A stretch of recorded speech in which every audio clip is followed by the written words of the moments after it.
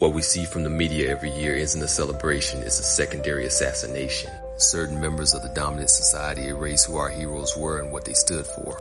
The most egregious example of this is Dr. Martin Luther King Jr. He was a bold, impassioned black radical.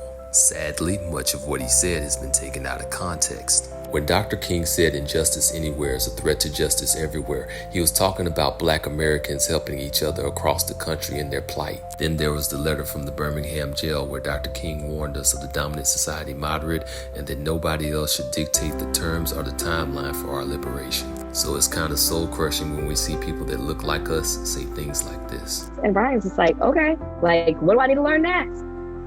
Look. Progress. This is the dream that Martin Luther King Jr. didn't quite express. He didn't express that because it wasn't his cause. And then there's more nuanced statements like this. I'd like us to remember what it took socially, civil rights wise, for us to even be in a relationship with these people, to be in a relationship with anybody we wanted to be in a relationship with, and think about that cost and that sacrifice, and think about who might be politically worthy of that. Now, while that statement does have some merit, the main point of civil rights was not dating. Even Loving versus Virginia was about marriage and marriage rights and property rights and things of that nature. There was still a tie-in to the power structure and what we're allowed to do and the implications for family structure and wealth. But the legacy that we're talking about is a continuum.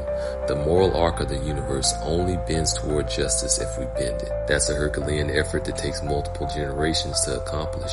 And victory isn't given to the swift nor to the strong, but to whomever has the will to see it through. Legacy is a direction, and it's on us to ignore the distractions and to keep moving forward. Please drop a like, check out my other videos, and consider subscribing. As always, follow the truth.